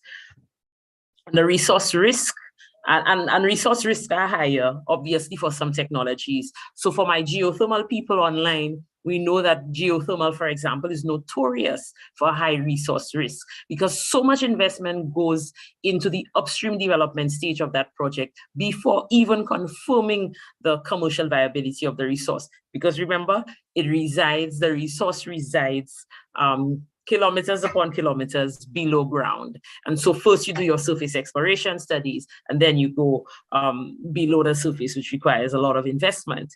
And even with other projects, so hydro projects, variability based on climate. So rainfall patterns, we are experiencing climate change. Rainfall patterns are affected by climate change.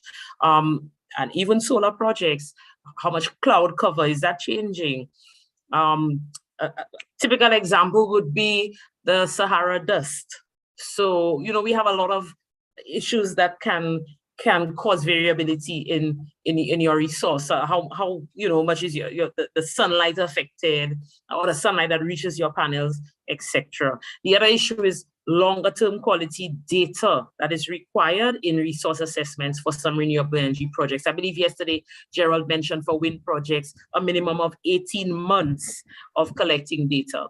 In one Caribbean country that will remain unknown, data was collected at a much higher height, but the surface data, and so there was a correlation that was done after that data was collected, but without more secure data closer to the height of the blades, that project did not yield the output that was predicted and modeled and projected.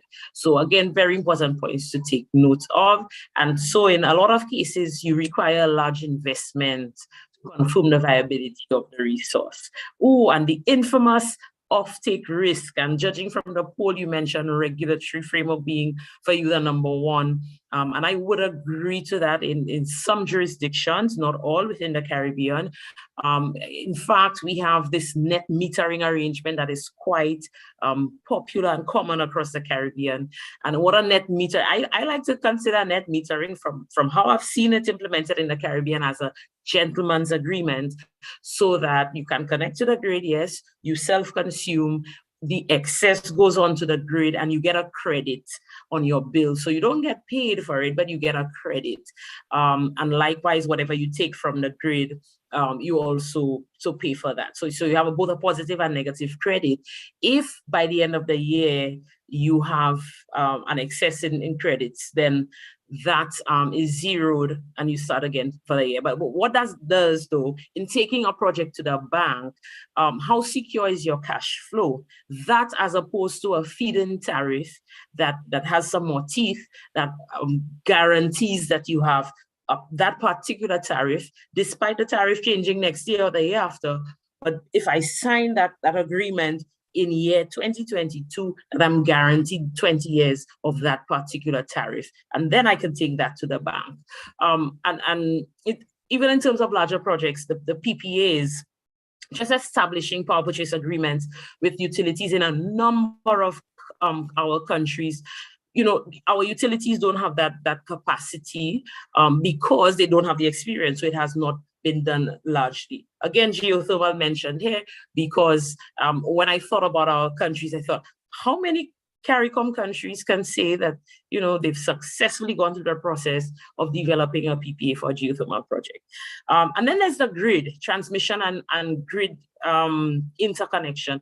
How well is the grid able to absorb some of these intermittent sources of renewable energy. And I know a lot of pressure goes onto the utility because it is believed that the utility simply wants to maintain the power and maintain these monopolies. But we do have a real technical issue with our utilities and the infrastructure to ensure that they can support these high penetration renewable energy coming onto the grid. So a country like Barbados with 100% renewable energy target, along with developing these projects, grid updates must be made to accommodate that energy. Agreements are not grandfathered. So I find this particularly an interesting point because governments do have the power and the authority to change the regulations as they go. And it varies from administration to administration, or it sometimes can be driven by other factors, international agreements, national policy, etc. And you want to know that whatever I agreed to 5 years ago cannot be affected by a change in policy. And that doesn't always happen. And you may have the case where, related now again to the grid, that there's a need for curtailing how much energy is coming onto the grid, and that's through a merit order. So based on the technologies, that is what the utility, especially if they're running the transmission and distribution systems, this is the technology that they will give first priority, second priority, etc. And permitting, I think my point here is, apart from the fact that in the Caribbean and elsewhere, but particularly in the Caribbean, we can say that we have high hurdles for permitting in general. And this is not unique to the renewable energy subsector, but it is most certainly very present. So we have a lot of bureaucracy, red tape, lengthy processes, and just in general high hurdles. And we also have the lack or insufficient experience of those who work within these permitting bodies and make the decisions. And so I'm not sure of this process. So they have more research to do because, okay, we've never had a wave energy project. How do we handle that? And related to that, we have an insufficiency. There's not enough sufficiency in the legal and regulatory framework to support permitting. But I'll end now with the last point, the first point, which is that permitting depends so very strongly on a robust development process of your site, resource, and offtake. So if these three things are not in order, I would say, there's no need to start your process and invest time and effort into permitting. Technology risk. When we speak of electric vehicles, there are a lot of things that we don't take into account. So your lithium-ion batteries are dependent on the mining of rare earth elements. Now, when you buy an electric vehicle, what is the lifetime of the car versus the lifetime of the battery? And so perhaps within 8 years or 10 years, you may need to replace your battery. Are we guaranteed that in 10 years, based on the supply chain of these rare elements, that there's not enough vulnerability to significantly affect the prices? Granted, the trends show that the prices of lithium-ion batteries trending downwards and should be decreasing. But again, we're speaking about renewable, and this is again a part of an extractive sector as opposed to a regenerative sector. So we do have some overcrossing within renewable energy. Intermittency of technologies, wind, very unpredictable. What output you're going to get out of your turbines. It's based on the wind regime. Yes, your studies can help you predict, but you're not always certain.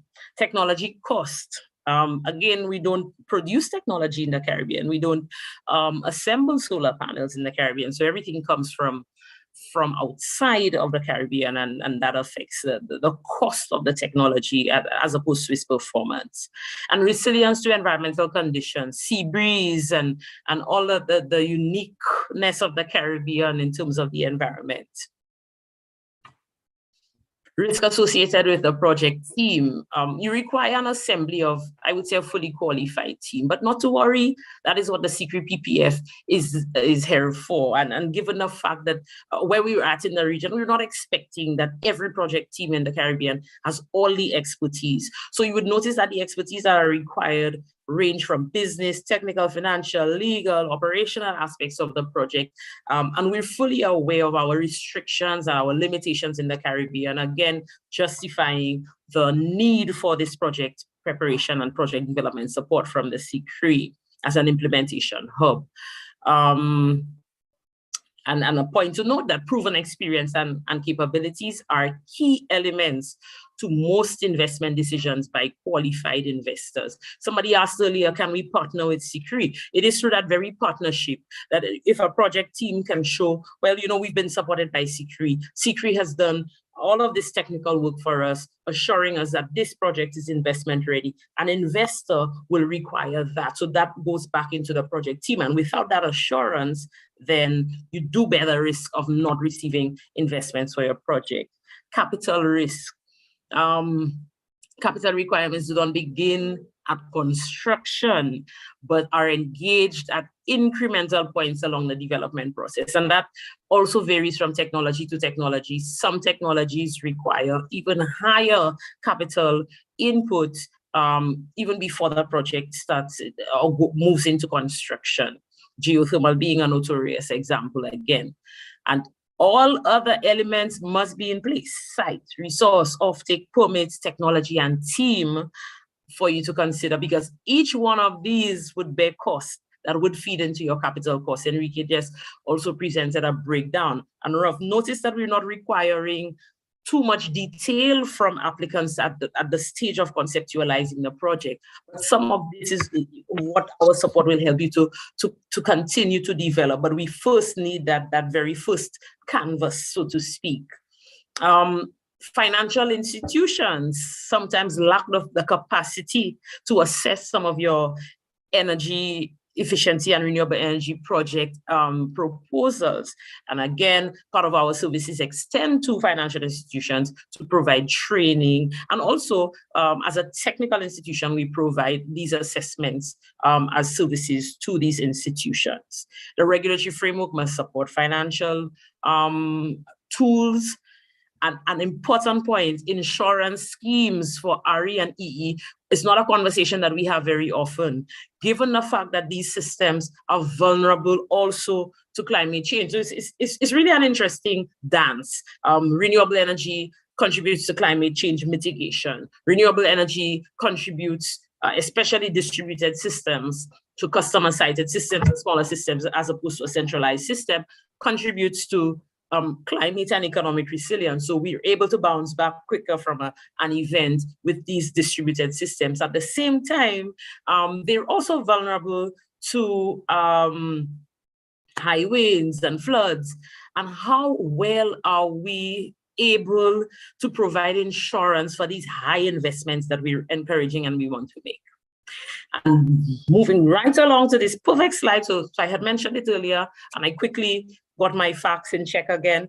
So this was St. Thomas. This was 2017, and this was Hurricane Maria, almost new solar farm, huge investment. This is what the hurricane left that farm with. I believe I would have attended a panel discussion on this, and if my memory serves me wrong, and I'm stating that there may be some inaccuracies in this, but there was a conversation around insurance and whether or not insurance was offered for this system or been included in the construction, and I believe the answer was no. So some very important food for thought. Nearing the end of this presentation, I felt it necessary because I saw a question today asking if we support energy management, energy efficiency projects, and some particular risk related to that. Yesterday, I spoke about the ESCO model, where a service company comes in, does all the measures for a company, and that company pays back that investment from the savings. But there's so much that needs to go into that. What if you do that for a milk manufacturing, or let's say the brewery or rum. Rum is always a good one, for a rum manufacturing company. And once the company realizes, okay, there are so many changes made, I have an energy management system, my lighting is changed, I have cooling equipment that is a lot more efficient, it can encourage the client to now add in or change their operations because, hey, we have some more leeway.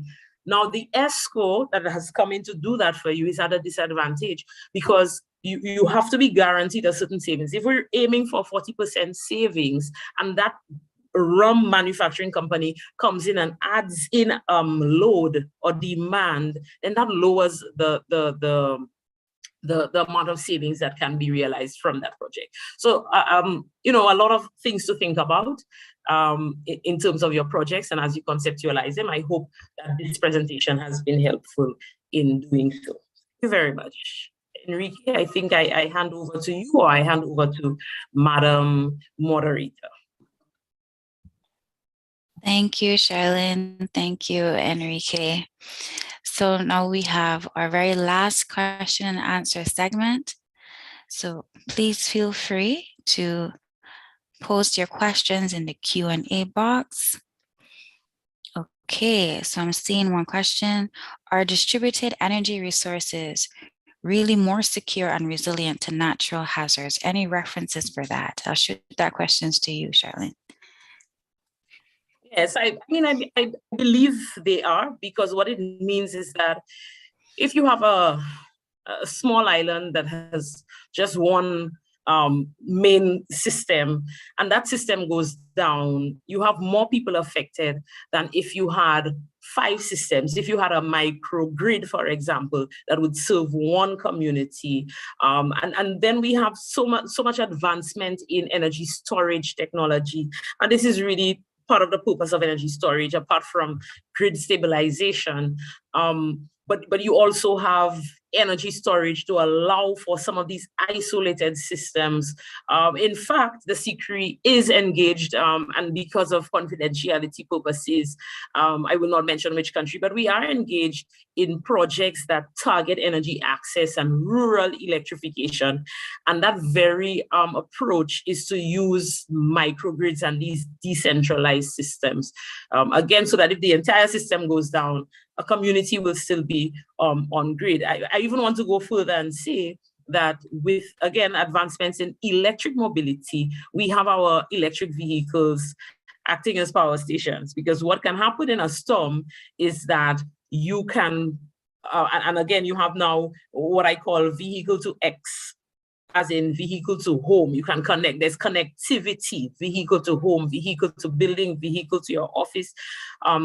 So I term it as vehicle to X. And in a storm, if your house is out and you're cut off from power, you're well able to now power your home from your electric car if it is fully charged.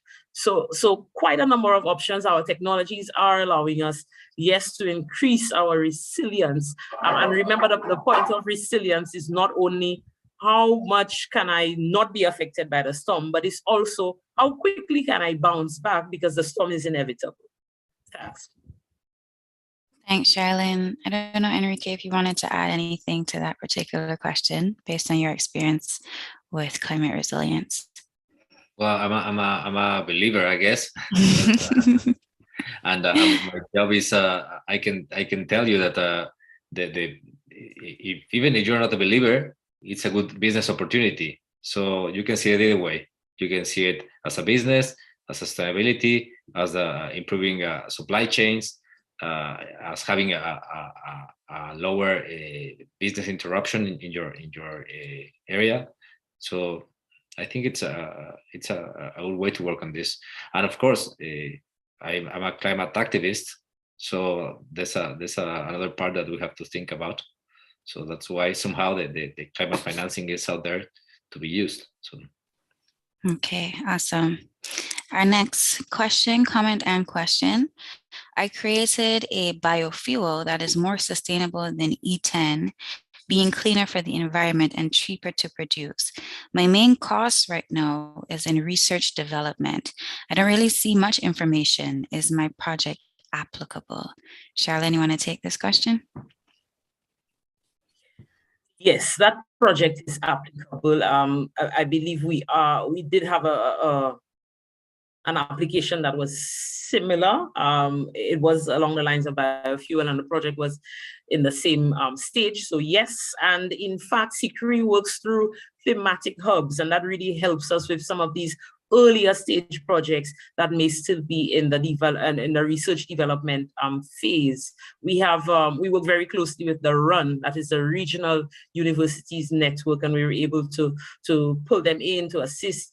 We work with thematic hubs, so that these are institutions across the region that have particular experience, long-standing experience in particular technology. So for biofuel, for example, bioenergy, we work very closely with 5Cs because it's so closely linked to climate change. And so all that to say, all of this support that CCREEE has, most definitely, we do welcome that application. Awesome. We have another question. In Barbados, the utility compensates power producers quarterly. Do financial institutions make provisions for startups in the first 3 months of operation to enable them to meet obligations at that stage? I think that's a very interesting question. Open up to either Charlene or Enrique if you have any input as well. I mean, it is an interesting question. It found me smiling. And I think, Stacey, you've given us some work to do, some research to do. We are already in contact. We do have some projects in Barbados that we've engaged with. And so we have done some research, and we continue dialogue with both the Ministry of Energy, the FTC, which is the regulating body in Barbados, and the utility. I was not fully sure about this arrangement.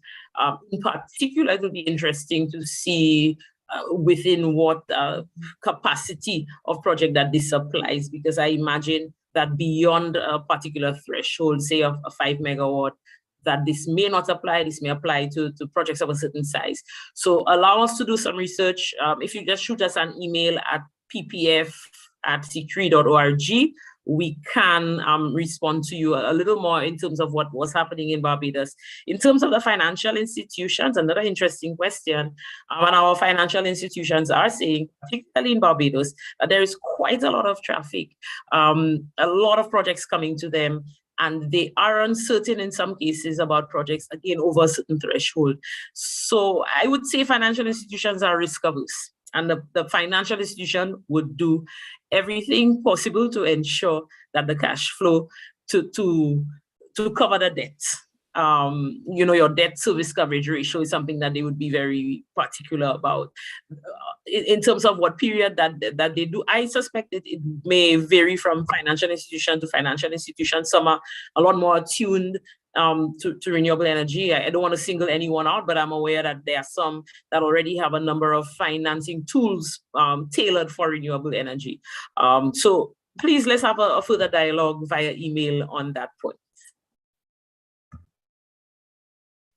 Thank you, Charlene. I am not seeing any more questions, but I'll give participants a minute or so. Any questions that you have, feel free. On the investment information section that Enrique just shared, on the risk presentation that Charlene shared. So feel free to ask any questions. So we have a question in the chat. Someone has asked, yes, they have said that they have a solar powered football field project, if they're applicable to apply. Short answer, most definitely yes, you are applicable to apply to the PPF.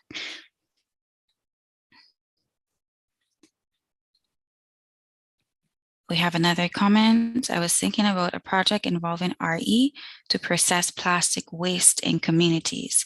Can CCREEE support this as many small projects or a large project?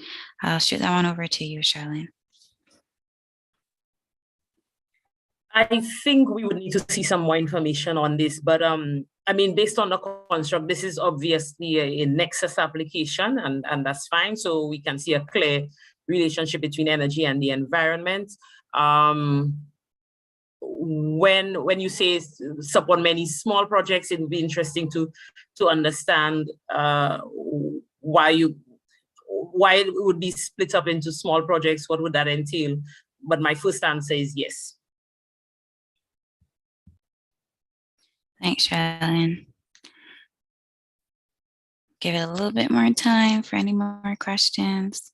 And also, as we've been saying, if you're not able to ask your questions now, the help desk through our email address is open. I guess if I might, I would like to add to Charlene's response to the question on financing. I think the issue with financing is key in considering different players. Different players have different interests and different financial products. So some of them provide technical assistance, some of them provide warranties, some of them provide support to cover the cash flow challenges that you might have. Perhaps you have a contract, but you'll have a contract that will be paid maybe in the next 3 months. So you have to cover your costs for these 3 months. So that's why it's important to ask different financial institutions for the products and the services. So you don't stop with the first door. You have to ask to many doors as possible because the complementarity of financial products is key in getting the right financial structure. Thanks, Enrique. And just to mention and inform participants, tomorrow we will have some presentations from financial institutions. So it will be great for you to tune in so you can hear their thoughts and their insights on sustainable energy projects. So I am not seeing any more questions. So I think that brings us to the end of day 2 of our training. We went through the project concept template, the key sections. We looked at the project summary experience.